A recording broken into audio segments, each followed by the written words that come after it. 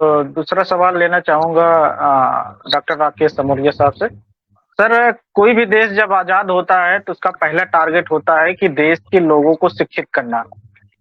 लेकिन यहाँ पे भारत में ख़ास तौर से शिक्षा के महत्व को जानबूझ के घटाया गया। तो जो हमारा सब्जेक्ट है उससे लगा हुआ मैं सवाल करना चाहता हूँ सर, कि बहुजन समाज को शासक वर्ग बनाने में जो हमारा एजुकेशन है उसकी कितनी महत्वपूर्ण भूमिका है?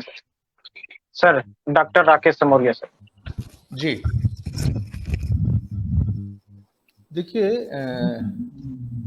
शिक्षा के बारे में जो हमारी मूवमेंट है, फुले अम्बेडकरी मूवमेंट है, शिक्षा के बारे में तो लंबे समय से हम लोग बात करते रहे, उसके महत्व को स्वीकार करते रहे हैं। जो ज्योतिबा फुले अंडर कमीशन के सामने प्रतिवेदन लेके गए थे, universal uniform compulsory free education to all, और वहां से लेके जो शाहू महाराज का कंट्रीब्यूशन है शिक्षा में एक राजा रहते हुए, या बाद के दौर में बाबा साहब अम्बेडकर जब कहते हैं कि शिक्षा शेटी का दूध है जो पिएगा वो दहाड़ेगा, इसके साथ साथ जो रूपरेखा शिक्षा की फुले देते हैं और बाबा साहब 6% जीडीपी का शिक्षा पे खर्च हो, ये बात बाबा साहब कहते हैं।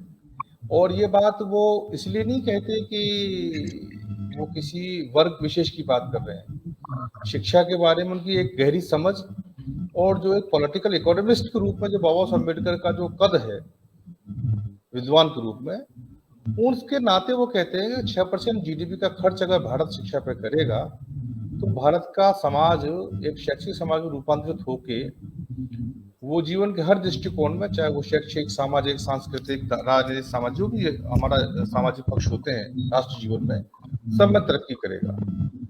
लेकिन दुर्भाग्य ये है कि आप आज के ताजा तरीन आंकड़े भी देख लेंगे तो शिक्षा पे जो खर्च है वो मुश्किल से 2.8%, 2.9% जीडीपी का है। और ये जो शिक्षा पे खर्च की बात जीडीपी के संदर्भ होती है, तो एक बात मैं और बता दूं आपको, 6% जीडीपी का खर्च होना चाहिए रेकरिंग खर्च। रेकरिंग कैसे? कि आपके शिक्षा में, संसाधन में, या शिक्षा के अनुसंधान में, शिक्षण सामग्री में, वेतन भत्ते, बिल्डिंगों का खर्च इसमें शामिल नहीं करना चाहिए। आज जो 2.8% जीडीपी वो भी खर्च हो रहा है, उसका ज्यादातर हिस्सा वेतन भत्तों का या जो कैपिटल फंड में पैसा खर्च उसमें है। तो इतना पैसा कम खर्च करके हम शिक्षा को क्या करना चाह रहे हैं, एक ही सवाल है। दूसरी बात, आप शिक्षा ही छोड़िए, जो वेलफेयर के लिए और जो स्कीमें आती है, 8-9% जीडीपी का भारत सरकार खर्च करती है। और ऐसा नहीं पैसे की कमी है। मैं, आप जो आंकड़े बता रहे थे, मैं कुछ आपके सामने आंकड़े और रखना चाहता हूँ कि 2021-22 का जो प्रथम क्वार्टर है, अप्रैल से जून का जो फर्स्ट क्वार्टर होता है फाइनेंशियल ईयर का, लगभग 1,20,00,000 करोड़ का जीएसटी का कलेक्शन था कोविड के टाइम पे, जब कोविड का लॉकडाउन लगा हुआ था। अब आप 22-23 में आ जाएंगे और 23-24 में आ जाएंगे, तो 22-23 में बढ़ के वो लगभग 1.4 लाख करोड़ का। और अगर आप मंथली एवरेज बता रहा हूं आपको मैं, आज की तारीख में, आज जब आज बात कर रहे हैं, लगभग 1.7 लाख करोड़ का मासिक जीएसटी का कलेक्शन भारत सरकार का है। और इसके अलावा जो डायरेक्ट टैक्सेस आते हैं वो 1.6 लाख करोड़ हुआ है। मतलब हर महीने 3.3 लाख करोड़ का आपका रेवेन्यू कलेक्शन भारत सरकार का है। और उसमें से जो शिक्षा पे खर्च हो रहा है वो 1 लाख करोड़ के लगभग हो रहा है। मतलब जितनी कमाई होती है भारत सरकार की, रेवेन्यू आता है, उसका 10 दिन का पैसा भी आप शिक्षा पे खर्च नहीं करना चाहते। और ये अनायास नहीं है, ये अनायास नहीं है। ये शनै शनै शिक्षा को बदतरीन करने का, बदतर करने का एक बहुत बड़ा सोचा समझा हुआ प्लान है कि जो शिक्षित होगा वो दहाड़ेगा। बाबा साहब अम्बेडकर कह रहे हैं ना, हम दहाड़ न पाए, मिमियाते रहें, इसलिए शिक्षा को बर्बाद करना बहुत जरूरी है, चाहे स्कूल की शिक्षा हो, चाहे कॉलेज एजुकेशन शिक्षा हो। अब शिक्षा के बारे में भी दो बातें मैं आपको और स्पष्ट करना चाहता हूं कि शिक्षा के बारे में भी बड़ा दृष्टि भ्रम है। एक कोई आदमी इंजीनियरिंग कॉलेज में गया, इंजीनियर बन के आ गया, डॉक्टर बन के आ गया, या कुछ और प्रोफेशन का आदमी था, दक्षता लेके आके बन गया, वो शिक्षित है, स्किल्ड है वो। लेकिन जो एक सामाजिक शिक्षा है, या जिस विचारधारा की हम बात कर रहे हैं, फुले अम्बेडकर की विचारधारा की बात कर रहे हैं, क्या उस विचारधारा से भी शिक्षित है? हम मूल निवासी बहुजन समाज रूलिंग क्लास कब बनेंगे?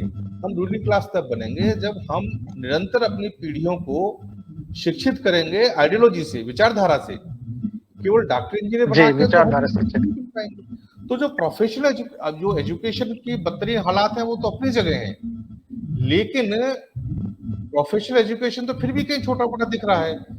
लेकिन जो हमारा वैचारिक विचारधारा की एजुकेशन है, सोशल एजुकेशन है, वो तो जीरो पड़ी है। अगर हम हमारे पूरे समाज में बिना विचारधारा की शिक्षा दिए हुए रूलिंग क्लास कैसे बन पाएंगे? और अगर आप मुझे अनुमति दें तो जो आपने धर्मी साहब से सवाल किया था उसमें मेरा दृष्टिकोण भी रखना चाहता हूँ, अगर आप अनुमति दें तो। जी जी जी सर, जी सर, जी कि सर। हम रूलिंग क्लास क्यों नहीं बन पा रहे? अगर हम जी रूलिंग क्लास नहीं बन पा रहे तो उसके दोषी हम स्वयं हैं। और हम दोषी स्वयं कैसे हैं? कि हम बहुजन को रिप्रेजेंट करने की बात करते हैं, लेकिन इस देश में हम बहुजन बन ही नहीं पाए। हमने बहुजन बनने का बहुत ज्यादा एक विमर्श तो किया, बात तो की, शोर तो किया, लेकिन जातियों में 6000 जातियों में बिखरे हुए समाज, SC ST OBC और उनसे कन्वर्टेड माइनॉरिटीज को इकट्ठा करके बहुजन के आइडियोलॉजी में कन्वर्ट करना, संगठन में सामाजिक शक्ति में कन्वर्ट करने का काम व्यापक पैमाने पर नहीं हुआ। उसमें कुछ आंशिक रूप से माननीय काशीराम साहब कामयाब हुए, लेकिन उसके बाद तो वो काम आज भी शिथिल पड़ा है। एक बात।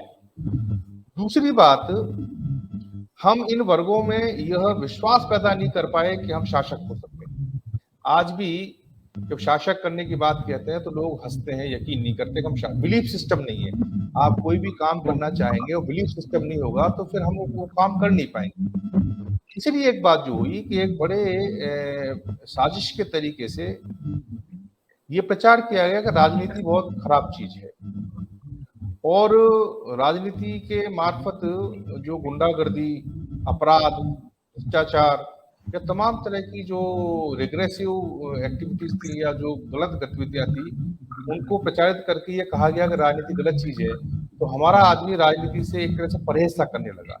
अगर हमारा आदमी राजनीति से परहेज करेगा, विचारधारा से परहेज करेगा, हम जाति तोड़ के बहुजन नहीं बनेंगे, और हमारा जो पढ़ा लिखा शिक्षित वर्ग है वो विचारधारा से प्रवीण नहीं होगा, तो हम रूलिंग क्लास कैसे बन सकते हैं? और रूलिंग क्लास बनने के बाद हमारा एजेंडा क्या होना चाहिए? हमारा एजेंडा भी तो सामने आना चाहिए। अगर हम मनवादी व्यवस्था को, ब्राह्मण व्यवस्था को कोसते ही रहेंगे, कोसते रहें और 1000 साल कोसते रहे, कोई फर्क नहीं पड़ने वाला। हमने वैकल्पिक एजेंडा क्या दिया है? हमने कोई वैकल्पिक प्लान कोई दिया हो देश को, वो हम शायद देने में कामयाब नहीं। तो अगर हमको शासक वर्ग बनना है, बहुजन समाज को शासक वर्ग बनना है, तो यकीन मानिए कि जाति तोड़ के हमको बहुजन समाज बनना ही होगा। हमको हमारे बच्चों को IIT का इंजीनियर, मेडिकल, डॉक्टर बनाने की जो एक हमारे मन मानसिकता घुस गई है वो ठीक है अपनी जगह, लेकिन उसके परे हमको उनको विचारधारा में प्रवीण करना पड़ेगा। क्या फर्क पड़ गया कि अगर मान लीजिए एक हमारा मजदूर है, वो सुबह समय 8 से लेके शाम को 6 बजे तक मजदूरी करता है, उसको 2-3 रुपए मिलते हैं और उसका कोई मालिक होता है, उसमें और हमारे डॉक्टर इंजीनियर में क्या फर्क देख पा रहे हैं आप? सिवाय इसके उसका वेतन ठीक है या उसके काम की परिस्थिति थोड़ी सी अनुकूल है, अदरवाइज तो वो स्किल्ड लेबर की ही है वो। मैं तो ज्यादा अंतर समझ नहीं पा रहा कि जो हमारा खेती और मजदूर काम कर रहा है और आज हमारा बहुत बड़ा प्रोफेशनल काम कर रहा है, उनके वेतन में फर्क हो सकता है, उनके पोशाक में फर्क हो सकता है, उनकी भाषा में फर्क हो सकता है, उनके काम की परिस्थिति में फर्क हो सकता है, लेकिन मूल रूप से तो वो किसी न किसी के चाकर ही तो हैं। तो अगर चाकरी ही करनी है शिक्षा लेके, तो फिर तो कोई बात नहीं, कोई भी चाकरी करिए। लेकिन अगर हमको शासक बनना है, और शासक क्यों बनना है? शासक बनने की हमारे ऐसा कोई महत्वाकांक्षा शासक इसलिए बनना है कि हम इस देश में व्यवस्था परिवर्तन चाहते हैं, और व्यवस्था परिवर्तन के लिए हमेशा पावर आपके हाथ में होना चाहिए। एक समय था जब पावर भुजाओं में था, ताकत में था। आज का समय जो पावर का है वो राजनीतिक प्रक्रिया से पावर आती है। तो राजनीतिक प्रक्रिया से पावर लेके हमको व्यवस्था परिवर्तन का काम करना है, इसलिए हमको सत्ता चाहिए, इसलिए पावर चाहिए।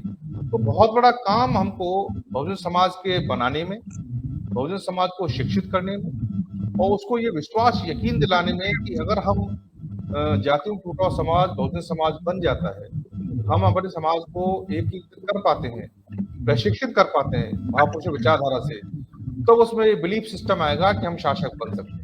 और फिर हमें एक वैकल्पिक एजेंडा भी रखना पड़ेगा कि जो मनवादी सरकारों ने, जी जैसे आज एक बड़ा विरोधाभास है देश में, और मैं कहने में हिचकता नहीं, एक तरफ तो यह बहुत बड़ा पीठ ठोकने का काम हो रहा है कि we are the 4th largest economy, we are the 5th largest economy, लेकिन साथ ही साथ जो आप आंकड़े बता रहे थे ना, आंकड़े मेरे पास बहुत से हैं कि सबसे ज्यादा कुपोषित बच्चे हमारे यहाँ हैं, आधे बच्चे हमारे यहाँ कुपोषित हैं। सबसे ज्यादा अगर हमारी महिलाएं जो प्रसव के दौरान या गर्भधारण के दौरान जो सबसे ज्यादा उनको तकलीफ होती है, हमारी महिलाएं हैं। सबसे ज्यादा विकलांग हमारे बच्चे हैं। बिलो पॉवर्टी लाइन सबसे ज्यादा हमारे देश में है। और बिलो पॉवर्टी लाइन में भी आप देखिए, जैसे जैसे समाज में जाति की व्यवस्था है, वैसे जो जाति से नीचे है उनका अनुपात बीपीएल ज्यादा होता जाएगा। इस चीज में वो अनुपात ज्यादा है। तो और सरकार कहती है कि हमारे पास पैसा नहीं, शिक्षा के लिए पैसा नहीं, स्वास्थ्य के लिए पैसा नहीं। अभी मैं आंकड़े देख रहा था कि इतना माल न्यूट्रिशन होने के बाद भी सरकार ने जो अलोकेशन किया है उचित पोषण देने के लिए, वो 20,000 करोड़ रुपए का है। जिस सरकार की 3.5 लाख करोड़ की महीने की इनकम हो, वो 20,000 करोड़ का सालाना का प्रोविजन करती है। तो ये प्राथमिकता स्पष्ट है। वो हमको बीमार रखना चाहते हैं, वो हमको अपंग रखना चाहते हैं, वो हमको अशिक्षित रखना चाहते हैं, वो हमको विभाजित रखना चाहते हैं, वो हमको जाति में लड़ता हुआ समाज रखना चाहते हैं। क्यों रखना चाहते हैं? क्योंकि यही उनको सूट करता है, यही उनको अनुकूल लगता है कि अगर हम ऐसा नहीं हुए तो उनका शासन कायम नहीं पाएगा। हमेशा रूलिंग क्लास होती है, वो अपने रूल्ड क्लास को डिवाइड और कहना चाहिए कि उसको इलिटरेट भी रखती है, डिवाइड भी रखती है। ये रूल्ड क्लास को समझना है कि हमको अपना ट्रांसफॉर्मेशन किस रूप से करना है। ये एक मैं बात आपके साथ बताना चाह रहा था।